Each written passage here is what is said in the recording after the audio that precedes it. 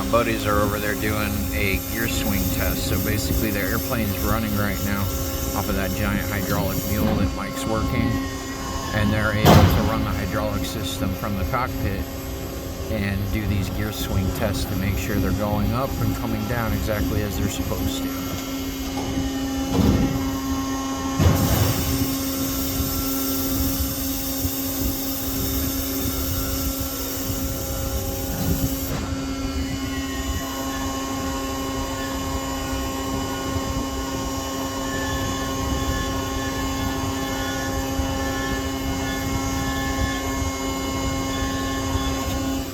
Shutting down the hydraulic mule.